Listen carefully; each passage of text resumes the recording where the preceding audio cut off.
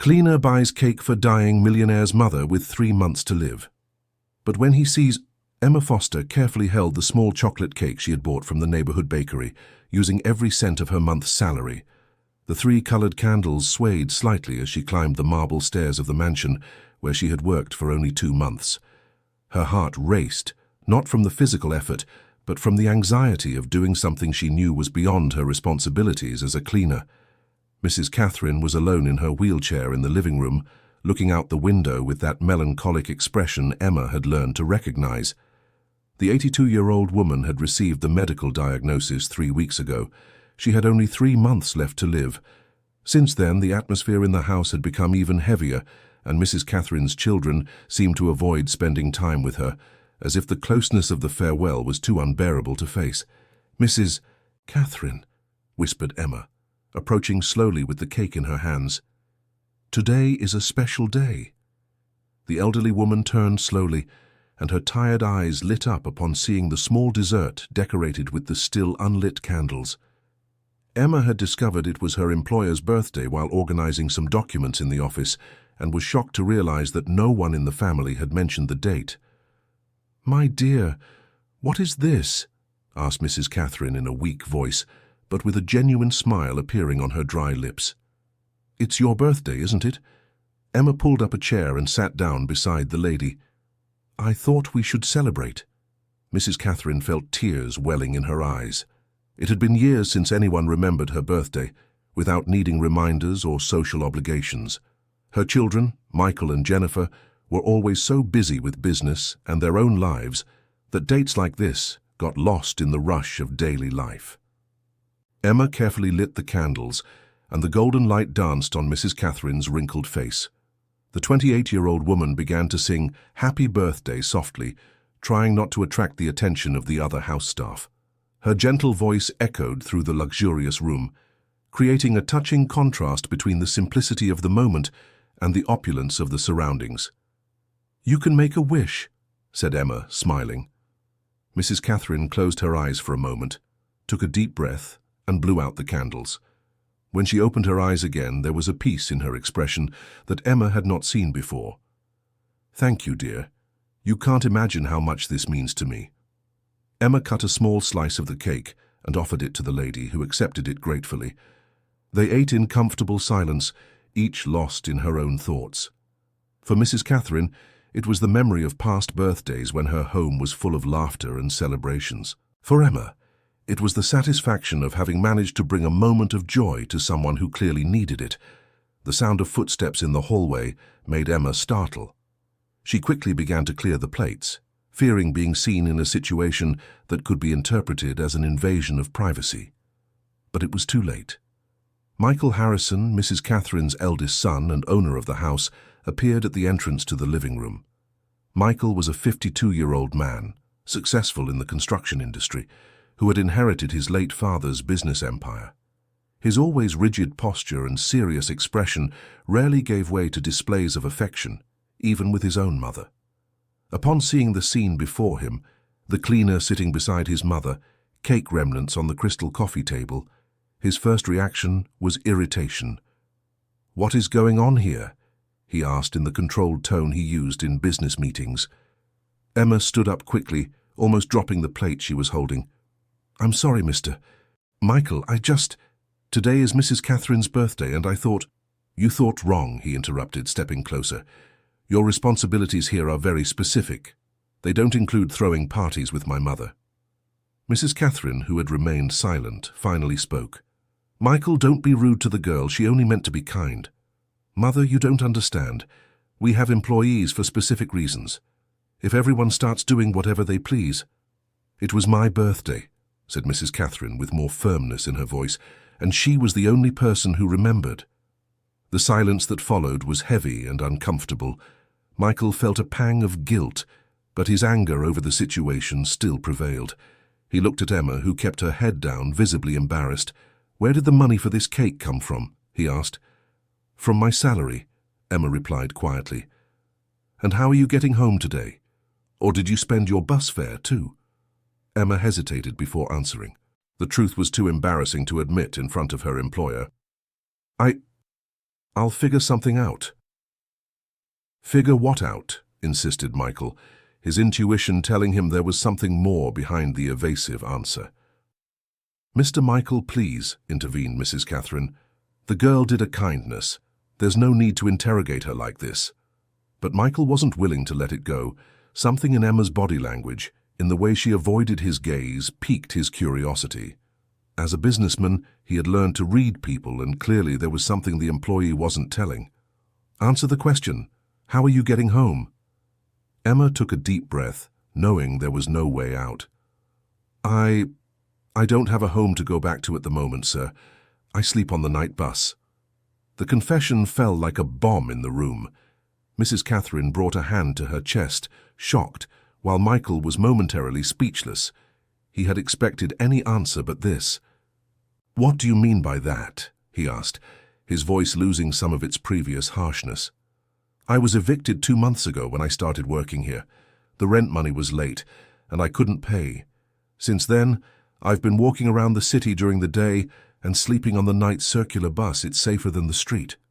Dear listener, if you're enjoying the story, please take a moment to like and especially subscribe to the channel. It helps us a lot as we're just starting out. Now continuing. Mrs. Catherine was visibly shaken by the revelation. "My dear, why didn't you say anything? We could have helped." "Mrs. Catherine, you've already done so much for me by giving me this job. I didn't want to seem like I was asking for more than I deserved." Michael sat down heavily on the sofa, processing the information. For 2 months, while he worried about profits and contracts, an employee had been sleeping on the streets. Yet she had never missed a day of work. Worse still, she had spent her only available money to buy a birthday cake for his mother. "Why did you do it?" he asked, genuinely confused. "Why spend your money on a cake when you yourself are in need?" Emma looked directly at him for the first time since the conversation began. In her eyes, Michael saw something that unsettled him. There was no resentment or bitterness, only a deep sadness mixed with determination. "Because Mrs. Catherine treats me with kindness every day. She asks how I am, if I need anything, always has a kind word. No one has ever cared about me that way. When I found out it was her birthday and no one had remembered," her voice faltered a bit, "I couldn't ignore it. She deserved at least a cake." Silence fell over the room again. Mrs. Catherine reached out to touch Emma's arm, while Michael wrestled with a mixture of guilt and admiration he couldn't fully process. "Do you have family?" asked Mrs. Catherine softly. "No, ma'am. My mother passed away when I was 15. I never knew my father. I lived in shelters until I got my first job at 18. Since then, I've been on my own." Emma's personal story added another layer of complexity to the situation. Michael stood up and walked to the window, looking out at the well-kept gardens of his estate. He had grown up in that house, surrounded by luxury and privilege, never having to worry about basic needs like housing or food. The idea that someone so young had faced so many hardships alone bothered him more than he cared to admit. "Mother, you need to rest," he finally said, turning to the 2 women.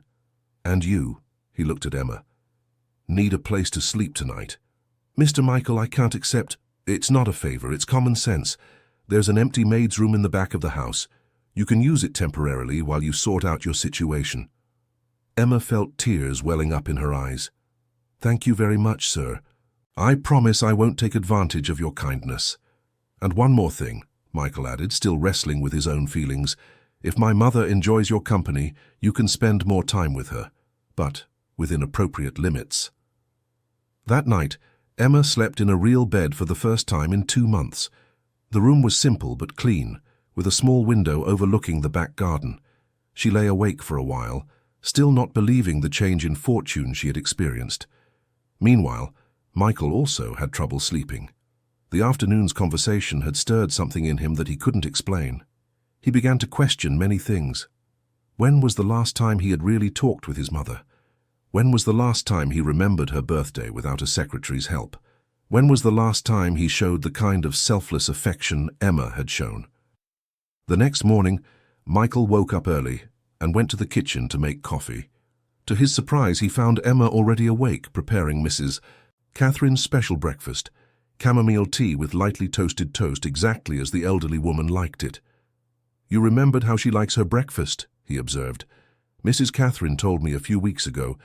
She said it's been this way since she was young," replied Emma, arranging the tray carefully. "She has so many interesting stories." "Stories? About her youth? About when you and your sister were children? About trips they took together? She likes to talk while I work." Michael realized he probably didn't know even half the stories his mother had shared with the cleaner. When was the last time he sat down to listen to her memories? When was the last time he showed genuine interest in her life beyond medical issues and basic care?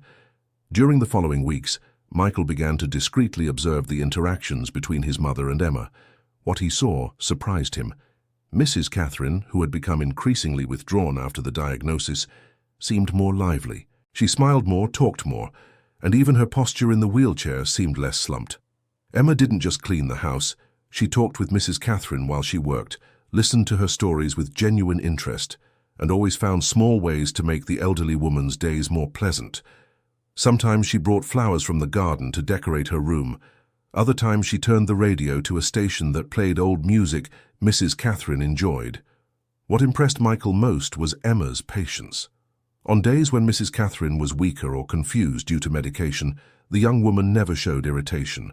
She repeated information as many times as necessary, helped with basic tasks without making the elderly woman feel useless, and always maintained a gentle and encouraging tone of voice. 3 weeks after the birthday episode, Michael accompanied his mother to a routine medical appointment. Dr. Robert Sullivan, the geriatrician who had been treating Mrs. Catherine for years, seemed intrigued by the test results. "Michael, I need to speak with you about your mother," said the doctor after finishing the examination. "Is she getting worse?" asked Michael, bracing for bad news. "Actually, it's the opposite. The tests show a stabilization we didn't expect.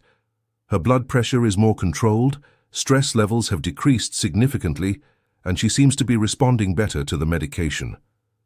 "Is something different happening at home?" Michael immediately thought of Emma. "Why do you ask?" "Because changes in a patient's emotional state can have significant physical impacts, especially for people your mother's age. She seems more alive." "Is there any change in her routine? Any new activity?" Michael explained about Emma's constant presence and how she had become more than just a cleaner. Dr. Sullivan nodded with understanding. "That makes perfect sense. Social isolation and depression can accelerate deterioration in elderly patients. If your mother has found companionship that makes her feel valued and cared for, it can have a significant therapeutic effect. I'm not saying she will be cured, but her quality of life has visibly improved." On the way back home, Mrs. Catherine was more talkative than she had been in months. "Michael, can I ask you something?" "Of course, Mom." "Could you give Emma a raise?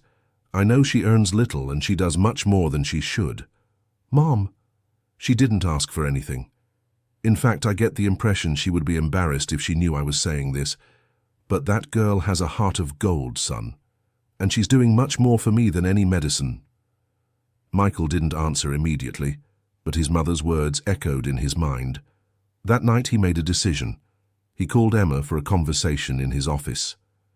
"Emma, I've been observing your work here," he began, maintaining the formal tone he always used with employees. "Clearly you go beyond your original responsibilities." Emma grew tense, fearing she was in trouble again. "If I did something wrong, Mr. Michael, I can improve." "You did nothing wrong. In fact, it's the opposite. I want to formalize a few things. First, you can stay in the maid's room permanently with no deduction from your salary. Second, your responsibilities now officially include accompanying my mother in addition to cleaning. And third, your salary will be increased by 50%. Emma was speechless. "Mr. Michael, I don't know what to say." "Say you accept. My mother needs you, and from what I can see, you genuinely care for her." "More than you imagine," whispered Emma, her eyes welling up. "Why?" asked Michael, curious about the intensity of her reaction. "Why do you care so much about a stranger?" Emma hesitated before answering. It was a question she had asked herself many times. "Because when my mother got sick, she was alone. I was very young and didn't know how to care for her properly. She died without having someone who truly cared besides me. I see Mrs. Catherine, and I know she has children who love her, but sometimes love isn't enough if it's not shown. She needs to feel cherished every day, especially now. Emma's answer hit Michael like a punch to the stomach. He realized that, as much as he loved his mother, he had failed to demonstrate that love consistently. He was always busy, always worried about other things, always postponing moments of real connection. Emma, can I ask you a personal question? Of course. How do you manage to be so positive after everything you've been through? Losing your mother so young, living alone, going through financial difficulties. How do you maintain that kindness? Emma reflected for a moment. I think it's precisely because I went through those things that I understand the importance of kindness. When you have nothing, a simple gesture of affection can mean everything. Mrs. Catherine gives me much more than she realizes, just by treating me like a person who matters. That evening, Michael called his sister Jennifer, who lived in Boston, and visited the family sporadically. Jennifer was 2 years younger, a successful architect, but had distanced herself from the family after some disagreements about the management of the family businesses. Hi, Jennifer. How are things? Michael, is everything okay? You never call without a specific reason. Everything's fine. Actually, I wanted to talk about Mom. What's wrong with her? Has she gotten worse? No, she's actually improved. We have a new employee here who's been very good for her. Employee? A housekeeper. But she does much more than that. She takes care of Mom, talks with her, keeps her company. Mom is more cheerful than she's been in months. That's good. Any problem with that? No problem, but it made me think, when was the last time you visited? There was a long pause on the other end of the line. Michael, you know it's complicated for me to come there. Whenever I do, we end up arguing about business, about the will, about responsibilities. I prefer to keep my distance to avoid conflict. But our mother is sick, Jennifer. She may not have much time. I know that, but I don't know how to handle the situation. I never have. You've always been better with those emotional things. I'm not good with it either. Actually, it's been Emma, the housekeeper, who's been providing the emotional support our mother needs. It makes me question if we really know how to show love. Jennifer was silent for a while. Maybe I should visit her soon. I think that would be good for both of you. 2 weeks later, Jennifer arrived from Boston for a weekend visit. She was an elegant 50-year-old woman, always impeccably dressed, with a confident posture that reflected her professional success. But there was a tension in her shoulders that suggested the visit wouldn't be easy for her. Upon arriving at the house, Jennifer went to greet her mother in the living room. She found Mrs. Catherine talking animatedly with Emma, who was organizing some old photo albums they had found in the attic. "Mom," said Jennifer, kissing the elderly woman's cheek. "How are you feeling?" "Jennifer, what a nice surprise." "I'm well, dear. Emma was showing me old photos. Look at this." She showed a black and white photograph. "You at 3 years old on your first day of school." Jennifer looked at the photo and smiled, but her gaze turned curiously to Emma. "You must be the employee Michael mentioned." "I'm Emma. It's a pleasure to meet you," replied the young woman, standing up respectfully. "Could you give us a moment? I'd like to speak with my mother alone." Emma nodded and left the room, taking the albums that were scattered about. After she left, Jennifer sat in the spot she had occupied. "So this is the famous Emma Michael talked so much about?" "She's a special girl," said Mrs. Catherine affectionately. "She's been very good for me." "Mum, don't you think it's strange for an employee to get so involved with the family? I mean, doesn't she have other responsibilities?" Mrs. Catherine noticed the tone of suspicion in her daughter's voice. "Jennifer, the girl is just being kind to me. Why does that bother you?" "It doesn't bother me. I just think we should be careful with people who get too close, especially when there are financial matters involved." "Financial matters? What are you talking about?" "Mom, you're sick. We're a wealthy family, and an employee appears who suddenly becomes indispensable to you. Don't you think we should investigate her intentions better?" Mrs. Catherine was visibly disturbed by the suggestion. "Jennifer, This is one of the most unpleasant conversations I've ever had with you.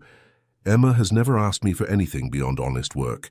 If there's anyone here with interest problems, perhaps it's you who only shows up when you want to talk about business and inheritances. Mom, I didn't mean... You said exactly what you meant, and it saddens me deeply to hear this from my own daughter. The argument was interrupted by the arrival of Michael, who had heard raised voices. What's going on here? Your sister is suggesting that Emma has ulterior motives with me, said Mrs. Catherine, still upset. Jennifer, we talked about this on the phone. Emma has been... Michael, you're both being naive. An employee who comes out of nowhere with no family, no references, and suddenly becomes close to our sick mother. At the very least, we should run a background check. She didn't come out of nowhere. I'm the one who hired her after interviewing several candidates. And what references do you want from someone who lived in shelters? Exactly my point. We know nothing about her. Emma, who had returned to fetch a glass of water she had forgotten, stopped outside the room upon hearing the argument. She felt her stomach tighten upon realizing she was being questioned by Mrs. Catherine's children. Part of her wanted to go in and defend herself, but another part feared her presence would only make things worse. Jennifer, said Mrs. Catherine firmly, if you cannot accept that someone might be kind to me without self-interest, perhaps the problem lies in your own way of seeing the world. Mom, I'm just trying to protect you. Protect me from what? From being treated with affection? From having someone who remembers my birthday? From having company during the long, lonely days? You're not alone, you have us. Do I? When was the last time you sat with me to talk about something other than doctors and medications? When was the last time you asked me about my feelings, my fears, my memories? The silence that followed was awkward. Michael and Jennifer knew their mother was right. They had focused so much on the practical aspects of caring for her that they had neglected her emotional need for human connection. Mom, we care, began Jennifer. I know you care.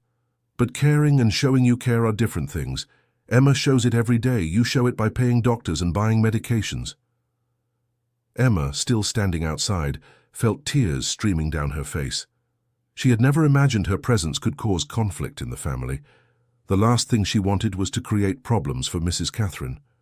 She decided to enter the room. Excuse me, she said softly. I didn't want to interrupt, but I need to say something. The three turned to her and Jennifer crossed her arms defensively. If my presence here is causing problems in the family, I can look for another job, said Emma, addressing mainly Jennifer. The last thing I want is to bring conflict to you all. Emma, no, began Mrs. Catherine. Began Mrs. Please let me finish. I understand Mrs. Jennifer's concern. If I were you, I would also question a stranger's intentions. You don't know me, you don't know where I come from, or why I act the way I do. But I can assure you of one thing. Everything I do for Mrs. Catherine, I do out of genuine gratitude and affection.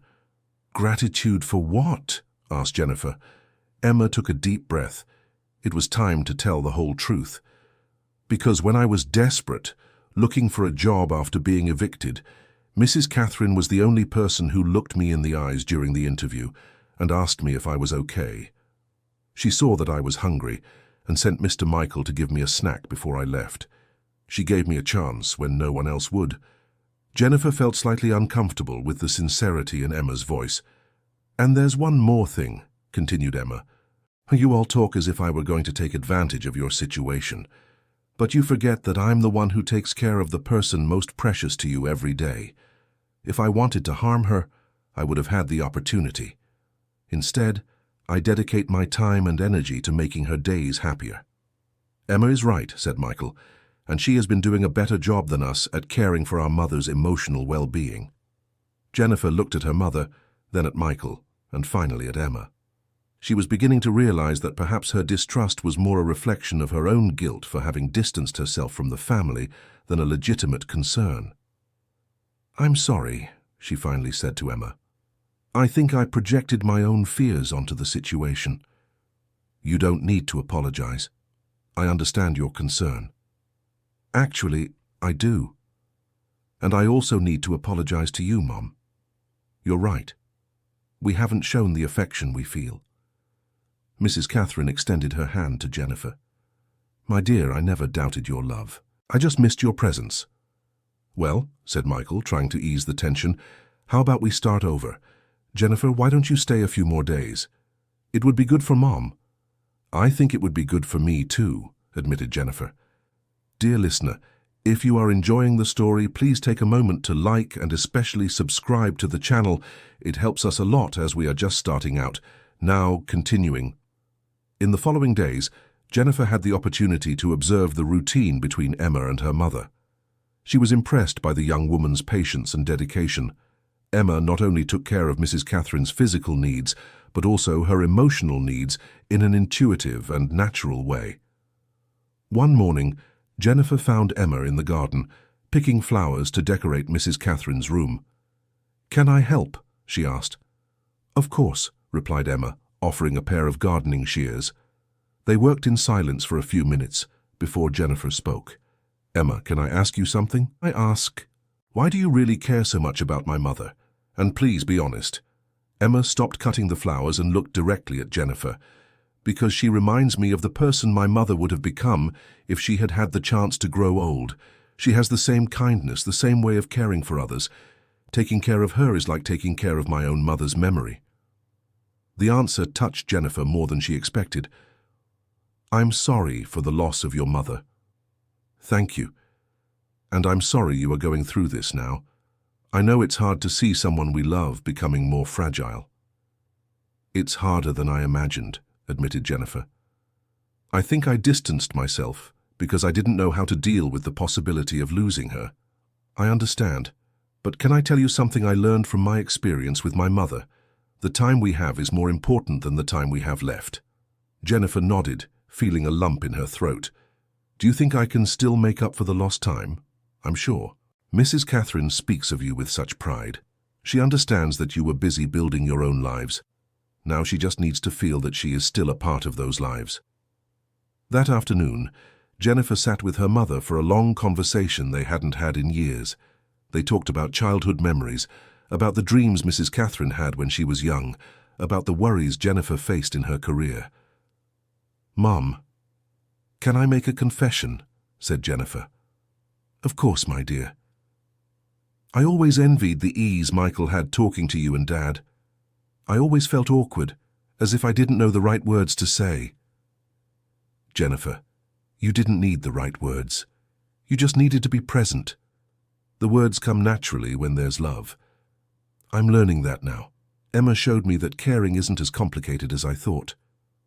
Mrs. Catherine smiled. "She really is special. Sometimes I think God sent her to us at the right time." As the family began to reconnect, Emma continued her care routine, but now with less pressure. She noticed that Michael and Jennifer were spending more time with their mother, and that made her genuinely happy. Her goal had never been to replace the family, but to complement the care they provided. One afternoon, while organizing some documents in Michael's office, Emma found a box of old photographs that had been forgotten in a drawer.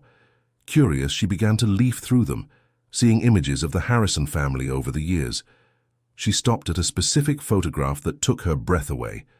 The image showed a young woman holding a baby, and in the background a house that Emma recognized from the stories her mother used to tell. The woman in the photo looked incredibly like Emma, but what shocked her most was the note on the back of the photograph. "Sarah Foster, with baby Emma, 1996. Emma dropped the photo, her heart racing. Sarah Foster was her mother's name, and 1996 was the year she was born. How was it possible that a baby picture of her was in the Harrison house? With trembling hands, she examined other photos in the box. She found several images of her mother, some next to Mrs. Catherine when she was younger, others playing with children who appeared to be Michael and Jennifer. The realization hit her like a lightning bolt. Her mother had worked in that house. Mrs. Catherine knew her mother, and from the photos it seemed they were close. Emma sat down heavily in the office chair, trying to process the discovery. Her mother had never mentioned working for a wealthy family. In fact, she rarely spoke about her previous jobs. But then she remembered some things her mother said when she was sick, delirious with fever. She talked about a beautiful lady who treated her like a daughter, about children she cared for as if they were her own. Emma always thought they were just fever-induced delusions. Now she realized they might not have been delusions, but memories. She took the photos and went to look for Mrs. Catherine, who was resting in her room. The elderly woman was half asleep, but opened her eyes when Emma approached. "Mrs. Catherine, can I show you something?" "Of course, dear." Emma showed the first photo, the one where her mother was holding a baby. "Do you recognize this woman?" Mrs. Catherine took the photo and examined it carefully. Her eyes gradually widened. "Sarah! My goodness, it's Sarah!" She looked at Emma in astonishment. "And this baby? You can't be—" "It's me, Mrs. Catherine. Sarah Foster was my mother." Mrs. Catherine brought her hand to her mouth, tears welling in her eyes. "Emma? My little Emma? But how is this possible? You knew my mother? Knew? Dear, your mother worked here for 5 years. She was like a daughter to me, and you were like my granddaughter. You played with Michael and Jennifer.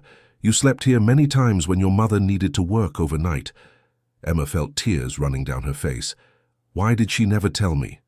"Oh, my child," Mrs. Catherine took Emma's hands. "It was a difficult time. Your mother had to move to the countryside because her father got sick. I offered money to help, but she was too proud to accept. She said she would come back when things settled, but—" "She never came back," Emma completed. "I looked for you two for years. I sent letters, tried to locate you through acquaintances in the countryside, but I never could. Your mother moved towns and we lost contact completely." Mrs. Catherine was crying openly now. "I've always regretted not insisting more to help them. If I had known she was struggling—" "She never blamed anyone," said Emma, embracing the lady. "She said life sometimes forces difficult choices upon us. And now you've come back. After so many years, you've come home." "Home? This has always been your home, Emma. You took your first steps in this living room. Your first word was Lena, trying to say my name. Your mother and I raised you together until you were 3. The revelation changed everything for Emma. Suddenly she understood why she felt so comfortable in that house, why taking care of Mrs. Catherine felt so natural. It wasn't just coincidence, it was a reunion. "Do you have more pictures?" asked Emma, eager to learn more about her past. "I have whole albums. Your mother made sure to photograph everything. She said she wanted to make sure you'd remember being loved." They spent the rest of the afternoon looking at photographs and listening to Mrs. Catherine's memories. There were pictures of Emma playing in the garden, being carried by a teenage Michael, sitting on Jennifer's lap during a birthday party. "You were like siblings," Mrs. Catherine recounted. "Michael would carry you everywhere, said you were his living doll, and Jennifer taught you how to draw. You had a natural talent." Emma remembered her childhood passion for drawing, a passion that had been smothered by the need to focus on survival after her mother's death. "What happened to my mother after we left here?" asked Emma. "I know little. I heard your grandfather passed away and that she got some jobs out in the country, but we lost contact completely. I tried to look for her when Michael and Jennifer grew up, but I could never find her. She worked cleaning houses and caring for the elderly. She never had a steady job after we left here," Emma shared, "and she always spoke longingly of a time when she felt part of a real family. Now I understand what she was talking about. Your mother was part of our family, and you were too. You always have been." That night, Emma couldn't sleep. Her mind was too restless with all the day's revelations. She decided to walk through the gardens of the house, trying to process everything she had discovered. That's when she found Michael sitting on the stone bench near the fountain. He seemed lost in thought. "Sorry to bother you," she said. "You're not bothering. Actually, I was thinking about you." "About me?"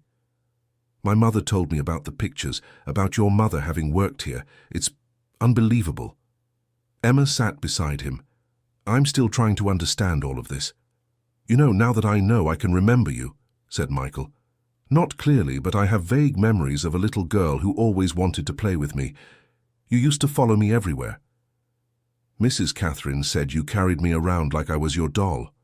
It's true, you were like a little sister, and when you left, I remember being sad for weeks. I kept asking when you were coming back." Emma felt her heart tighten. "I'm sorry I never came back. You couldn't have come back, you were just a child, and now you're here again, taking care of our mother when she needs it most." They sat in silence for a while, listening to the sound of the fountain water. "Michael, can I ask you something?" Emma finally said. "Of course." "Why did you and Jennifer grow so distant from your mother? In the pictures I saw today, you looked like a very close family." Michael sighed. "I guess we grew up and got lost along the way. After our father died, I felt I had to take on huge responsibilities. I focused so much on keeping the family business running that I forgot to keep the family running." "And Jennifer?" "Jennifer was always more sensitive than me. When Dad died, she couldn't handle the pain and distanced herself. I think she associated this house with loss and sadness. But now you're trying to reconnect, thanks to you. Seeing the way you care for my mother made me realize how much I was neglecting the emotional aspects of her life." Emma looked at the stars above them. "You know, my mother always said that sometimes people come into our lives exactly when we need them. I think she was right." "She definitely was, and I'm sure she would be proud to see the woman you've become." "I hope so." The next morning, Jennifer woke up early and found Emma in the kitchen preparing Mrs. Catherine's special breakfast. "Michael told me about the photos," said Jennifer, sitting at the kitchen table. "It's surreal, isn't it?" replied Emma, continuing to prepare the tray. "Actually, it made me remember some things, memories I had tucked away in the back of my mind." "What kind of memories?" "Of you, of how I loved to play teacher, and you were my favorite student. You always paid attention, always wanted to learn, and you drew so well for a little girl." Emma smiled. "I loved to draw. I stopped after my mother, after I was left alone." "Why did you stop?" "There wasn't time for hobbies when you're just trying to survive." Jennifer grew thoughtful. "You know, I have some drawing materials at my apartment in Boston. I could bring them for you next time I come. You don't have to go to the trouble. It's no trouble. In fact, it would be an honor to help you pick up something that made you happy." "Thank you, Jennifer. That means a lot. It means a lot to me too, having you back in our lives. Even though we didn't know it was you specifically, it was clear you brought something special to this house." Emma finished preparing the tray and headed to Mrs. Catherine's room. The lady was awake, looking more alert and animated than she had been in weeks. "Good morning, Mrs. Catherine. How are you feeling today?" "I feel reborn, my dear. Yesterday was like finding a lost piece of my soul." "For me, too." "Emma, can I ask you something?" "Anything." Could you call me Grandma Catherine, like you did when you were little?" Emma felt her eyes fill with tears. "Of course I can, Grandma Catherine." The two embraced, and in that moment, Emma felt she had finally found what she was looking for without even knowing it: a family. During the following weeks, the dynamic in the house changed completely. With the revelation about Emma's past, she was no longer seen just as an employee, but as a family member who had returned. Michael and Jennifer began to treat her more like a sister than a maid. But the most remarkable transformation was in Mrs. Catherine. Learning Carla's true identity had awakened in her an energy she hadn't shown in years. She began to talk more about the past, to share memories she had kept for decades. "You know, Emma," she said one afternoon, "your mother used to say you had a special spirit. She said you could bring joy to any room just by being present." "She really said that?" "She did. And she also said you would be a strong woman, capable of overcoming any difficulty life put in your path." She was right. Emma held Mrs. Catherine's fragile hand. "I'm sorry we lost touch, that you didn't know what happened to her." "I'm sorry too, my dear, but perhaps things happened as they were meant to. If you hadn't moved away, you wouldn't have lived the experiences that made you the person you are today. And perhaps you wouldn't be here now when I need you most." "Do you really believe that?" "I do. Your mother used to say that everything in life has a purpose, even when we can't understand it. Perhaps the purpose of the difficulties you went through was to prepare you for this moment." The conversation was interrupted by the arrival of Dr. Sullivan for a routine checkup. The doctor was impressed by the visible improvement in Mrs. Catherine's condition. "Michael, I need to speak with you," he said after the examination. "Is something wrong?" "Actually, it's the opposite. Your mother is showing signs of improvement that, frankly, we didn't expect to see. Her blood pressure is stable. Her blood work has improved significantly, and she's more alert and engaged than she's been in months. That's good, isn't it? Very good. I'm not saying she's cured, clarified the doctor, but her quality of life has improved drastically. What changed at home recently? Michael explained about the discovery of the connection between Emma and the family. Dr. Sullivan nodded with understanding. That makes perfect sense. The emotional impact of reconnecting with a significant person from the past can have profound effects on the health of the elderly, especially when that person represents happy memories and important emotional connections. So she could live longer than the 3 months you initially estimated? Given her current state and maintaining this level of emotional well-being, she could live considerably longer. I can't predict exactly how long, but definitely longer than we originally estimated. The news was met with tears of joy by the whole family. Emma, in particular, felt emotionally overwhelmed. The possibility of having more time with Mrs. Catherine, or Grandma Catherine as she now called her, was more than she had dared to hope for. That evening, the family gathered for dinner for the first time in years. Jennifer had decided to extend her stay indefinitely, taking a leave from her job in Boston to spend more time with her mother. "I'd like to propose a toast," said Michael, raising his glass, "to second chances, to families that reunite, and to special people who come into our lives when we need them most. And to mothers who keep taking care of us even after they're gone," added Emma, thinking of her own mother. "To Sarah," said Mrs. Catherine softly, "who raised a wonderful daughter and brought her back to us." They toasted amid tears and smiles, each reflecting on the winding paths that had led them to that moment. In the following weeks, Emma began to develop a new routine that included not only caring for Mrs. Catherine, but also spending time with Michael and Jennifer, rebuilding the family bonds that had been interrupted decades before. Jennifer kept her promise and brought drawing materials from Boston. Emma hesitated initially, but encouraged by the family, she began to draw again. To her surprise, the skill hadn't completely disappeared. Her hands still remembered the movements. Her mind could still translate visions into lines and shadows. "You really do have talent," said Jennifer, watching Emma draw a portrait of Mrs. Catherine. "Have you ever thought about studying art?" "I never had the chance. After I left school to work, I never thought about formal education again." "What if you had the chance now?" Emma looked at her without understanding. "What do you mean?" "Well, now that we know who you really are, that you're family, we can help you realize some dreams that were left behind." "Jennifer, I can't accept—" "Why not? It's not charity. It's family taking care of family. Besides, you have real talent. It would be a waste not to develop it." Michael, who had been listening to the conversation, joined them. "Jennifer is right. We can help you study if that's what you want.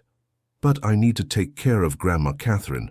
And you can keep doing that, but you can also study. There are evening classes, weekend classes. We can find a way to make it work." Emma felt an emotion she hadn't experienced in years. Hope. The possibility of resuming her education, of developing her talents, of having choices in life beyond mere survival, seemed almost surreal. "Let me think about it," she finally said. "Of course, there's no rush. The offer remains open," said Michael. That night, Emma talked with Mrs. Catherine about the proposal. The lady was enthusiastic about the idea. "My dear, your mother would be overjoyed to know you have the opportunity to study. It was her dream for you." "Did she talk about it?" "Constantly. She said you were too smart to be limited by circumstances. She always believed you would do great things if given the chance." "But what if I accept their help and can't live up to the expectations?" "Emma, dear, you have already lived up to and surpassed every possible expectation. You came back to our family when we needed it most. You brought joy to my final years. You helped my children reconnect with me. What more could you do?" "Grandma Catherine, can I tell you a secret?" "Of course, my dear. Sometimes I feel like I'm dreaming. My life has changed so much since I started working here. I'm afraid I'll wake up and find none of this is real."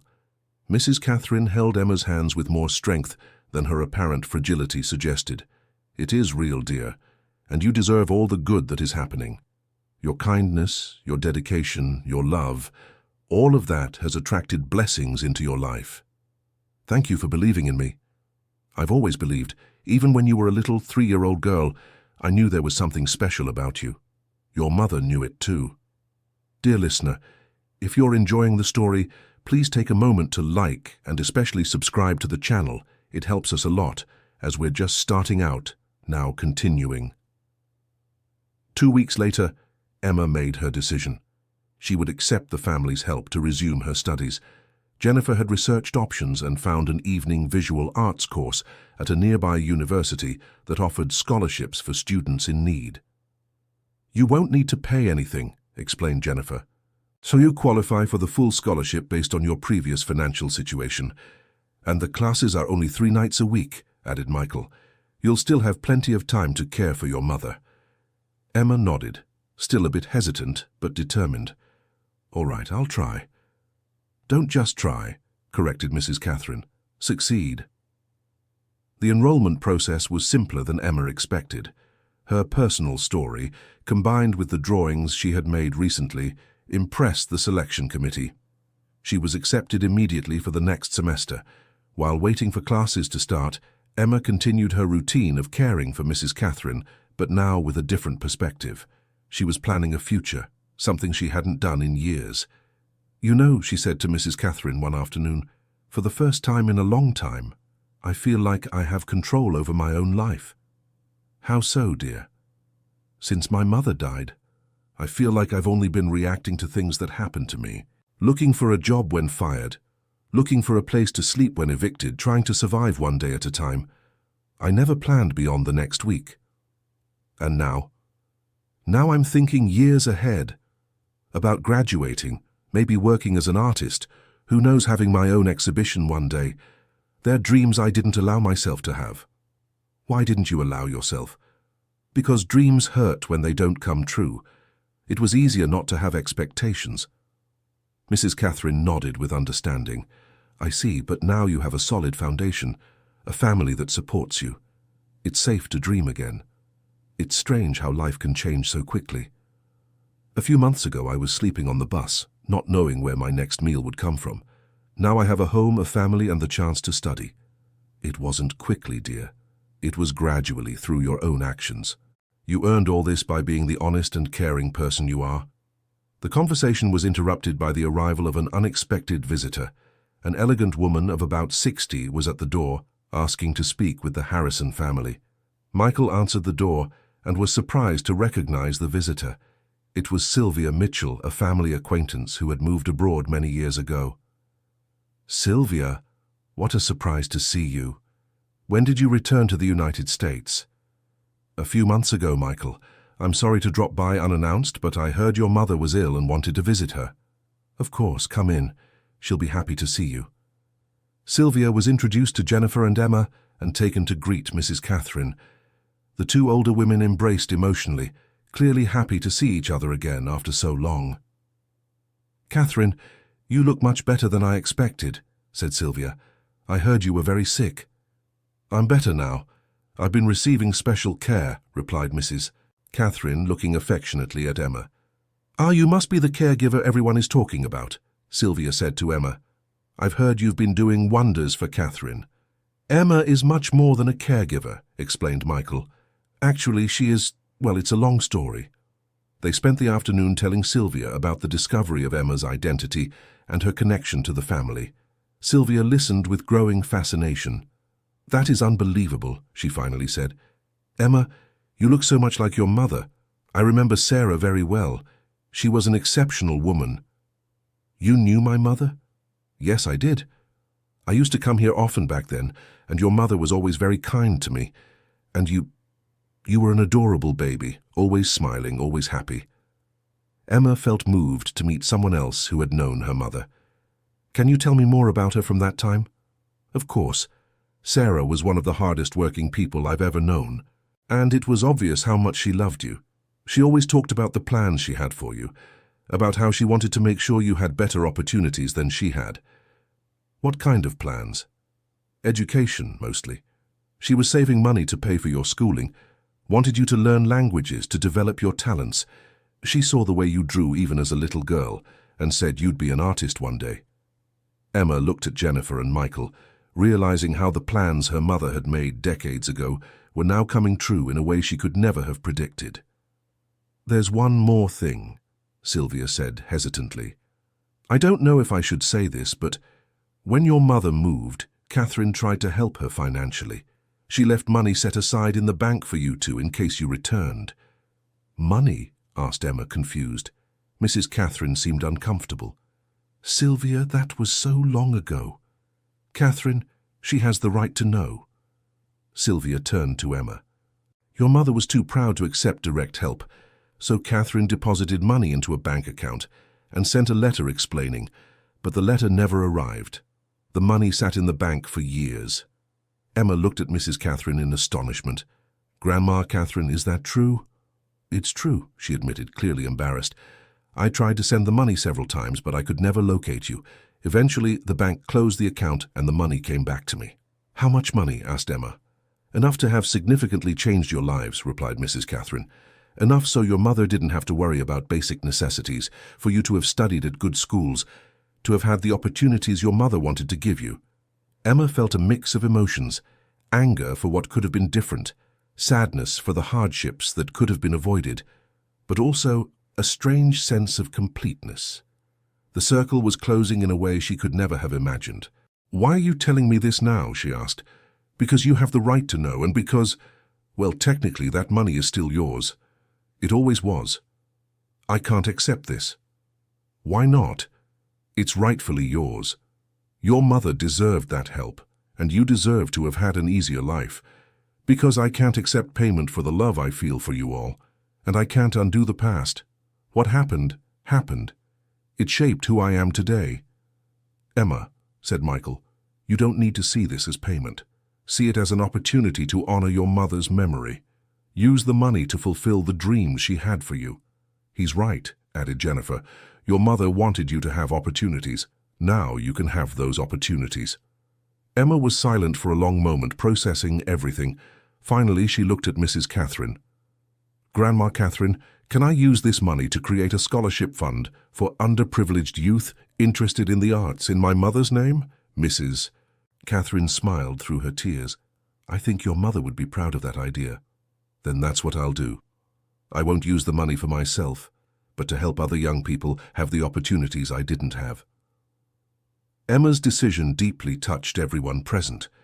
Sylvia commented that she had never seen such a pure display of altruism. "You truly are your mother's daughter," she said. "Sarah also always thought of others before herself." In the following days, Emma worked with Michael and Jennifer to establish the scholarship fund. They decided to call it the Sarah Foster Fund, in honor of her mother's memory. "We can start with one scholarship per year," Michael explained, "and depending on how it goes, expand in the future." "And you could be one of the selectors," suggested Jennifer. "Who better to identify talented young people who need opportunities?" The idea excited Emma. The possibility of helping other young people realize their artistic dreams seemed a perfect way to honor both her mother and the opportunities she herself was receiving. Meanwhile, Mrs. Catherine's health remained stable. The doctors were impressed with her recovery and attributed the improvement not only to the medication, but mainly to her positive emotional state. "Catherine," said Dr. Sullivan during a checkup, "you are defying all my medical expectations. Your body is responding to the treatment in a way we frankly didn't expect. Doctor, you once said that love can be the best medicine. I think you were right." "And I was indeed. You are being very well cared for. I am being loved. It's different." The doctor smiled. "Yes, it is very different. And it's working." 3 months after starting art classes, Emma was excelling in her studies. Her teachers often commented on her natural talent and dedication. She had found not only her artistic passion, but also a community of people who shared her interests. "How are your studies going?" asked Mrs. Catherine one evening. "Better than I imagined. I feel as if I've found something I had been missing for years." "Your mother would be very proud." "I think she would, and I'm grateful every day for having this opportunity." "You deserve much more than you had the chance to experience, my dear." "Perhaps.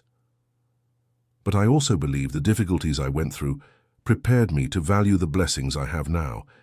If my life had always been easy, perhaps I wouldn't know how to appreciate what I have today." "You are wise for your age." "I learned from the best teacher," said Emma, kissing Mrs. Catherine's forehead. That spring, exactly 1 year after the first birthday cake, the family gathered to celebrate Mrs. Catherine's birthday again. But this time, the celebration was very different. The living room was decorated with fresh flowers from the garden. There was a larger cake made by a professional baker, and the whole family was present, including some distant cousins Jennifer had contacted for the occasion. "I want to make a special toast," said Mrs. Catherine, raising her glass of champagne. "A year ago, I thought I was living my last months. Today, I know I'm living some of the best moments of my life." "To family," said Michael. "To second chances," added Jennifer. "To love that overcomes time and distance," completed Emma. "And to mothers who keep taking care of us, even when they're no longer here," finished Mrs. Catherine, looking at the sky. They toasted amid tears of joy, each reflecting on the extraordinary journey that had brought them to that moment. Later that night, when the guests had left and the house was quiet, Emma sat in the garden where she had talked with Michael so many times. She looked at the stars, thinking about her mother and all the events that had led her back to that house. "Thank you, Mother," she whispered to the starry sky, "for teaching me to be strong, for teaching me to love, and for guiding me back home." A gentle breeze swayed the garden flowers, and Emma felt a deep peace settling in her heart. She had found not only a family, but also a purpose, a direction, and most importantly, she had found herself. The following month, Emma had her first art exhibition at the university. It was a small show just for students, but for her it represented the fulfillment of a dream she had kept in her heart for years. The whole family was present at the exhibition opening. Mrs. Catherine, despite her frailty, insisted on going in her wheelchair to see Emma's works. "These are my granddaughter's paintings," she said proudly to anyone who would listen. Emma's works were mainly portraits, some of Mrs. Catherine, others of people she had met along her journey. There were also some landscapes of the Harrison property and abstract drawings representing her feelings during the most difficult periods of her life. "You've captured not just the images, but the emotions behind them," commented Emma's art professor. "There's a depth in your work that clearly comes from life experience." "Thank you, Professor. I think it's impossible to separate art from the life we live." "Exactly. And your life has clearly been rich in experiences, both difficult and beautiful." Michael and Jennifer bought several of Emma's works, not out of family obligation, but because they genuinely admired her talent. "I want to hang this portrait of Mother in the living room," said Michael, holding a painting where Mrs. Catherine appeared smiling, with a look full of life and wisdom. "It's perfect," agreed Jennifer. "It captures her essence exactly." 6 months later, the first beneficiary of the Sarah Foster Fund was selected. It was a 19-year-old young man from a low-income family who had demonstrated exceptional talent in sculpture, but couldn't afford to pay for his studies. "Thank you for the opportunity," the young man said to Emma during the scholarship award ceremony. "I promise I won't waste this chance." "Just promise me one thing," replied Emma. "When you're established and successful, remember to help someone else who's just starting out. That's how we honor the opportunities we receive." "I promise." Emma looked at Mrs. Catherine, who was present at the ceremony, and saw tears of pride in her eyes. The elderly woman had insisted on attending, even against medical advice. "Your mother is proud of you," whispered Mrs. Catherine as they applauded the young scholarship recipient. "And you are too, Grandma Catherine. I know you are. Prouder than you can imagine." That autumn, Emma was nearing the completion of her first year of studies. Her grades were excellent, her teachers praised her constantly, and she had been invited to participate in a regional exhibition the following year. But more important than academic success was the impact her presence had had on the Harrison family. Michael had completely changed his approach to work, setting aside more time for family. Jennifer had decided to move back to the city permanently to be closer to her mother. "You know," Jennifer said to Emma one afternoon, "you didn't just change our mother's life. You changed our entire family dynamic." "How so?" "You showed us what really matters. Before, we were all so focused on our own lives, on our own successes, that we forgot to cultivate the relationships that truly matter. I think you just needed a reminder. We needed an example. Seeing the way you care for our mother, the genuine love you show, made us realize we had lost that capacity for deep emotional connection. You didn't lose it. You just forgot how to access it. Perhaps, but you helped us remember. During the winter, Mrs. Catherine's health had a minor setback, but nothing compared to the critical state she was in a year earlier. The doctors adjusted her medication and recommended more rest. "Don't worry, Grandma Catherine," said Emma, holding her hand. "I'll take care of you." "I know you will, dear, but I want you to promise me one thing." "What?" "Promise you won't sacrifice your studies or your dreams to take care of me. Your mother wouldn't be happy if I were the cause of you abandoning your opportunities." "Grandma Catherine, taking care of you isn't a sacrifice. It's a privilege." "Even so, promise." "I promise I'll find a balance. I'll take care of you and keep studying." "Good girl, that's what your mother would like to hear." Emma managed to keep her promise. She reorganized her routine to accommodate the extra care Mrs. Catherine needed, but without compromising her studies. Michael and Jennifer also stepped up their presence, ensuring Emma didn't carry the entire burden alone. "We're a family," said Michael. "We share both the joys and the responsibilities." The following spring, Emma was invited to exhibit her works at a renowned city art gallery. It was a significant opportunity that could launch her professional art career. "I don't know if I'm ready for this," she confessed to Mrs. Catherine. "Dear, you are more than ready. Your works are beautiful, they have depth, they tell stories. It's exactly what the art world needs. What if no one likes them?" "Impossible. But even if some don't like them, others will. Art is subjective, but true talent always finds its audience." The exhibition was a success. Several of Emma's works were sold, and she received commissions for portraits from wealthy families in the city. Suddenly, she found herself with a source of income of her own for the first time in her life. "I can use this money to expand the Sarah Foster Fund," she said to Michael and Jennifer. "We can offer 2 scholarships per year instead of 1. "Emma, you need to think of yourself too," said Jennifer. "Maybe it's time to have your own apartment, your independence." "I don't want my independence if it means distancing myself from Grandma Catherine." "It doesn't mean distancing, it means growing. And growth is something your mother always wanted for you." Emma reflected on Jennifer's words. She was right. It was time to take the next step in her life. But she didn't want to do it in a way that compromised her commitment to Mrs. Catherine. "What if I get an apartment near here?" she suggested.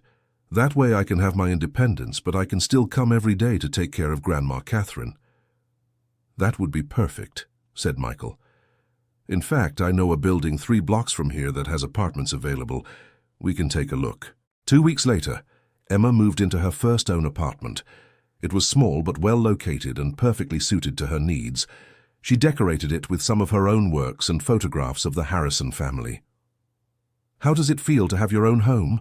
asked Mrs. Catherine during a visit. "Strange but good. It's like I'm finally becoming the adult my mother wanted me to be." "Your mother would be proud to see the independent and successful woman you've become." "I hope so. Sometimes I still feel like I'm dreaming." "You're not dreaming, dear. You're living the life you deserve." At the end of that year, Emma graduated with honors in her visual arts course. The graduation ceremony was an emotional event for the whole family.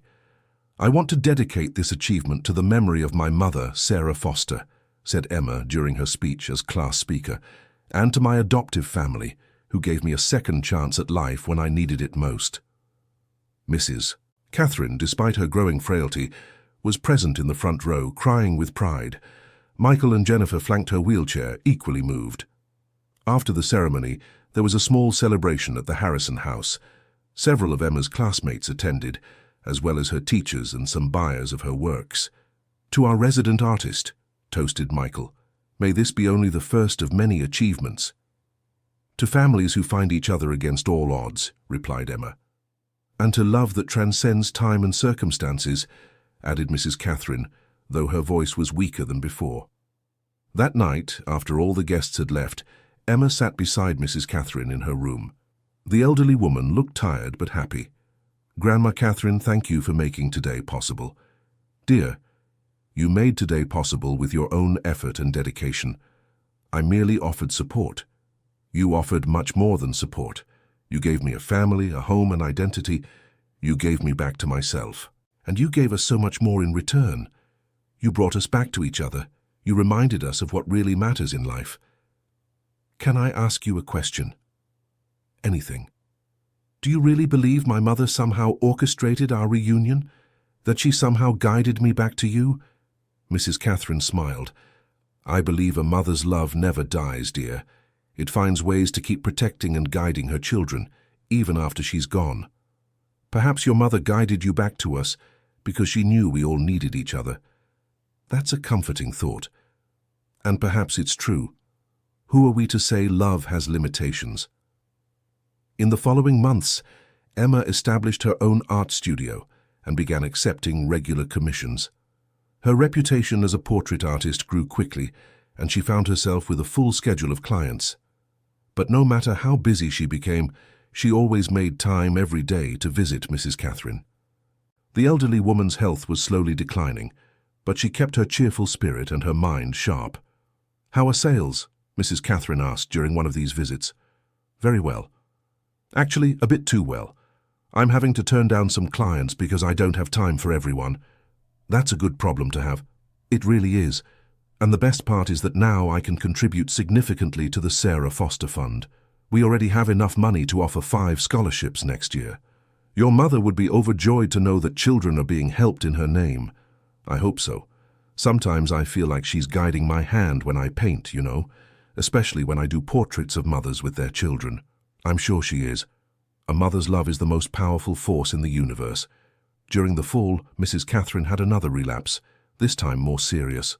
She was hospitalized for a week, and the whole family took turns keeping vigil by her side. I don't want you wasting your lives worrying about me, she said weakly from the hospital bed.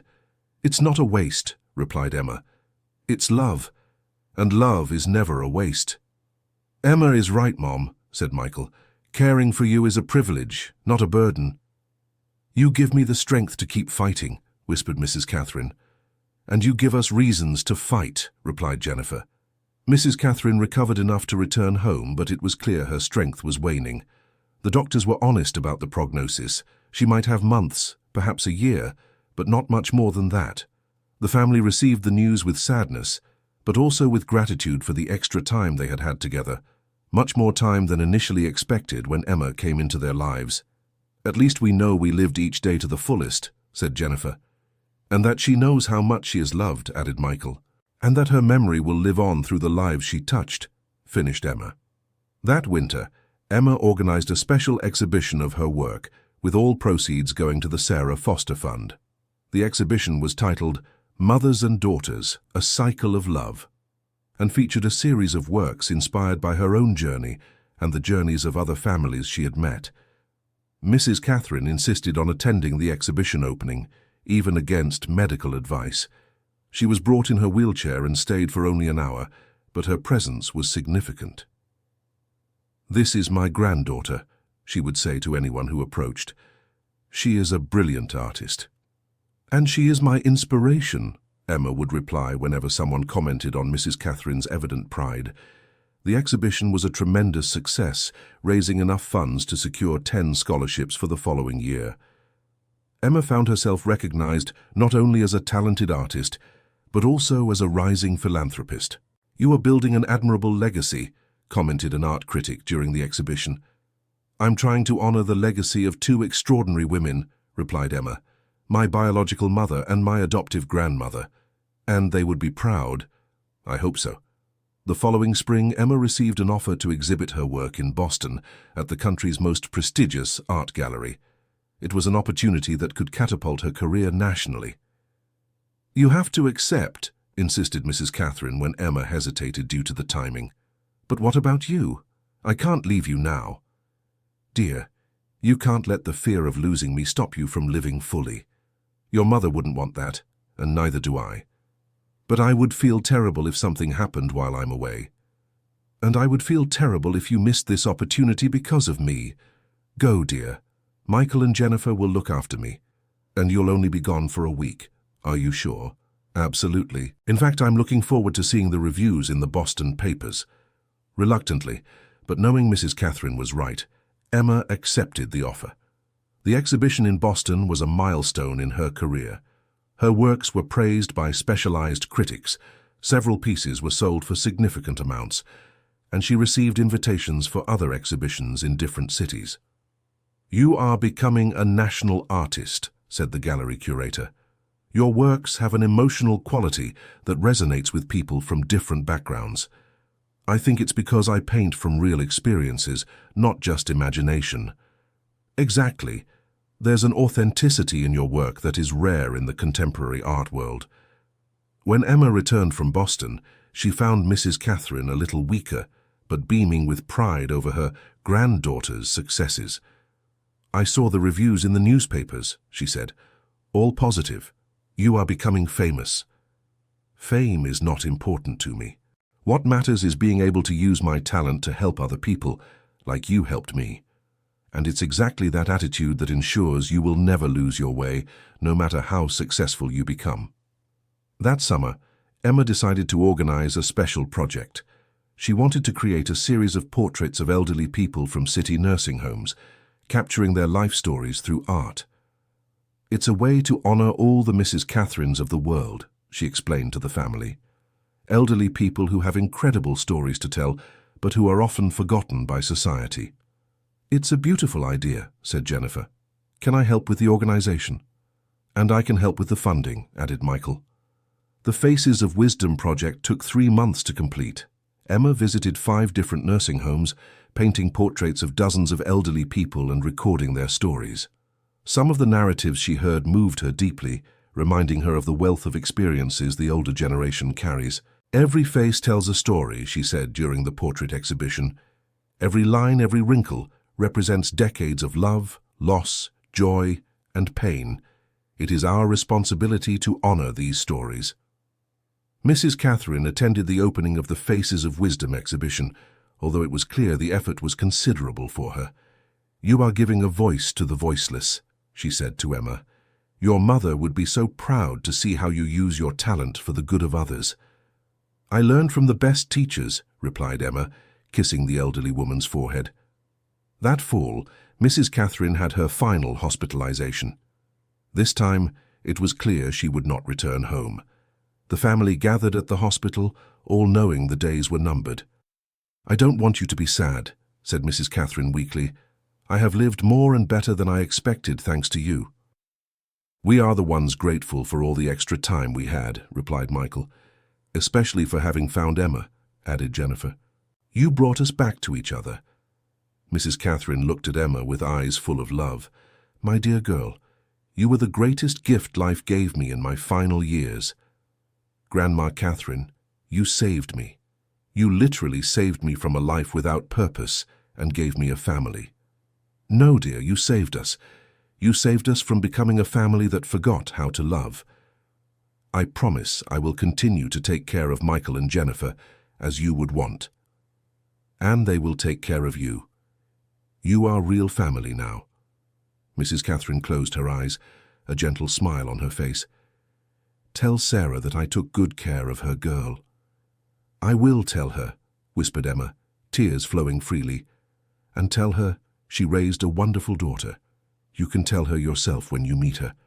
I will tell her, and I will thank her for sending you to me when I needed it most." Mrs. Catherine fell asleep peacefully that night, surrounded by the family she loved. She had lived almost 2 years beyond the doctor's initial expectations, 2 years filled with love, reunions, and the joy of seeing Emma flourish. The funeral was a celebration of a life well lived. The church was full not only of close family and friends, but also of people whose lives had been touched by Mrs. Catherine's kindness over the years. Emma was one of the speakers at the funeral.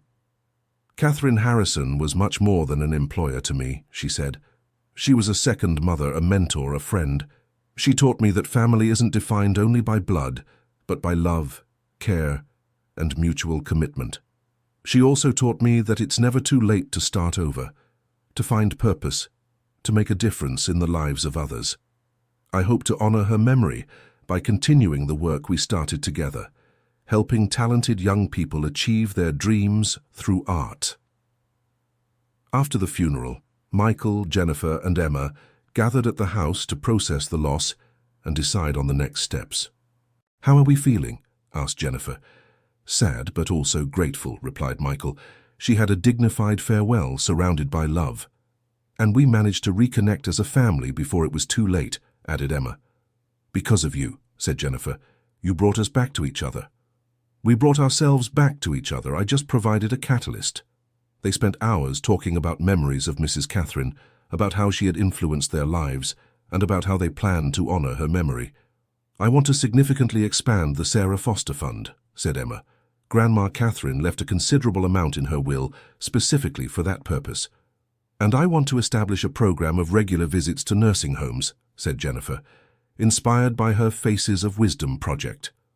"And I want to create a family foundation that combines all these efforts," added Michael, "a joint legacy from the two women who taught us about true love."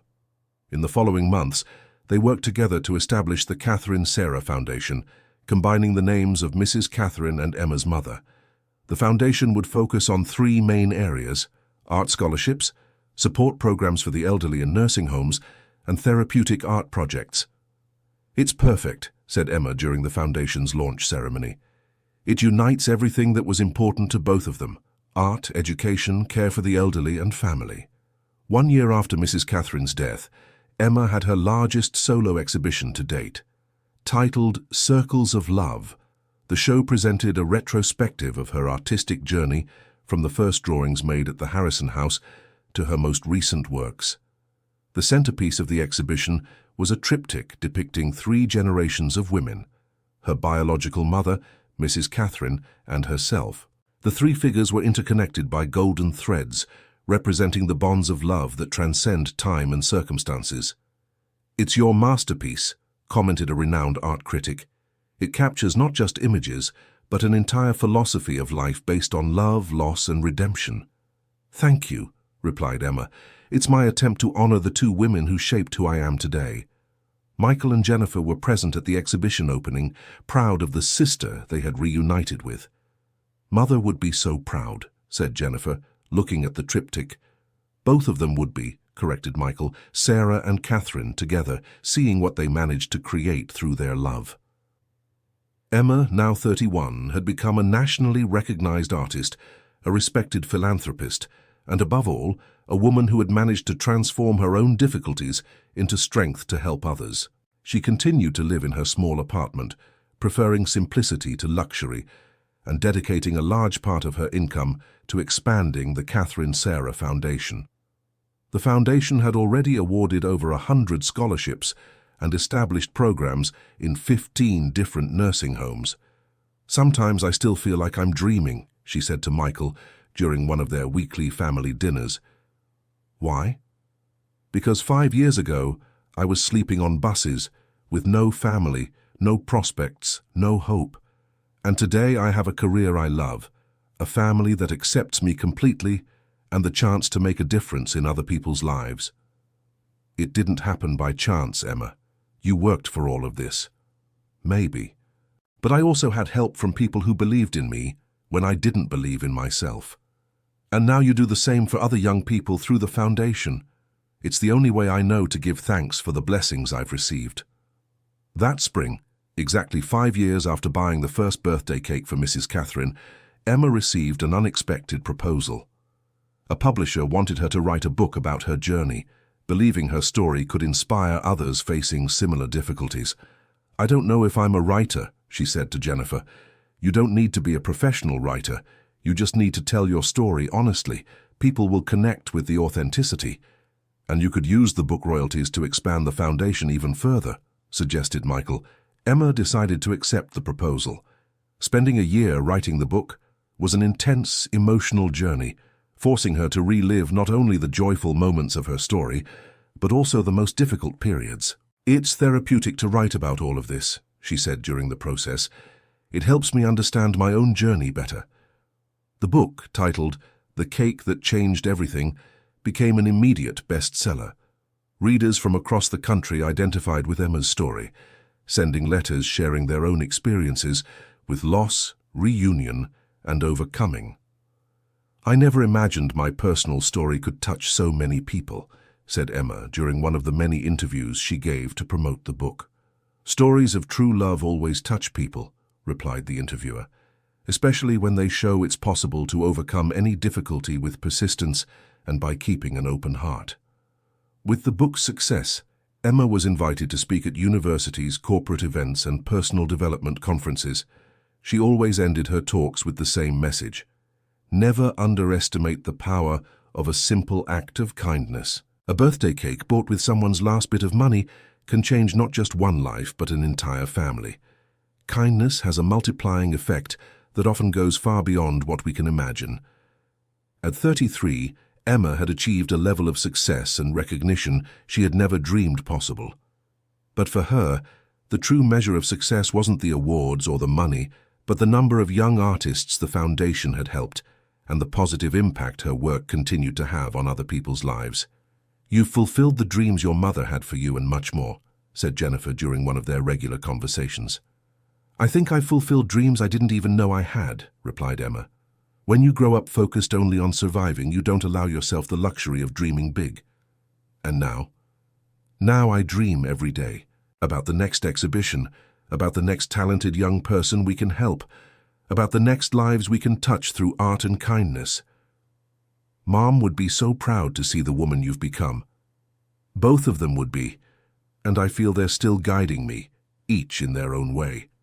On a Sunday afternoon, 6 years after Mrs. Catherine's death, Emma was visiting the grave where both her mother and her grandma were buried. The family had decided to move Sarah Foster's remains to the Harrison family tomb, finally symbolizing the union of the two families. "Hi, Mom. Hi, Grandma Catherine," she said, placing fresh flowers on the graves. "I wanted to tell you about the latest news." She sat on the grass and began to talk about the Foundation's most recent scholarship award ceremony, about the new art projects she was planning, about plans to expand the program to other cities. "You know," she finally said, "sometimes I feel you two with me when I'm painting. It's as if your hands were guiding mine, helping me capture not just images but emotions and stories." A gentle breeze rustled the leaves of the cemetery trees, and Emma smiled, interpreting this as a sign of approval. "I promise I will continue to honor your memory through my work, and I promise I will never forget that it all started with a simple birthday cake and the open heart of a wise lady who saw beyond appearances." As she got up to leave, Emma looked at the graves one more time. "Thank you for teaching me that family is a choice we make every day, not just an accident of birth. Thank you for showing me that true love always finds its way back home." That evening, Emma got together with Michael and Jennifer for the weekly dinner they had religiously maintained since Mrs. Catherine's death. They had become not just a family, but best friends, supporting each other through all of life's joys and challenges. "I have a proposal," said Emma during dessert. "What is it?" asked the other two in unison. "How about we organize a big celebration next month? It will be 7 years since I first arrived here as a cleaner." "That's a wonderful idea," said Jennifer. "A celebration of family, of second chances, of love that overcomes all barriers. And we can use the occasion to announce the Foundation's expansion to a national level," added Michael. "Perfect. It will be a way to honor both the past and celebrate the future." They spent the rest of the evening planning the celebration, each contributing ideas on how to make the event special. As always happened when they were together, the conversation eventually drifted to memories of Mrs. Catherine and reflections on how their lives had been transformed. "Do you think she knew?" asked Emma. "When she hired me as a cleaner, do you think Mrs. Catherine knew who I really was?" "Honestly, I think on some subconscious level she did know," replied Jennifer. "The way she took to you from day one wasn't normal. It seemed like recognition, not just sympathy." "I agree," said Michael. "And the fact that you immediately felt at home here also suggests there was something more than coincidence at play." "Maybe love has its own form of navigation," said Emma. "Maybe it always finds its way back to where it needs to be." "That's a beautiful theory," said Jennifer. And considering everything that happened, perhaps it's true. They ended the evening as they always did with a toast. This time the toast was special. To love that transcends time, distance, and circumstances, said Emma.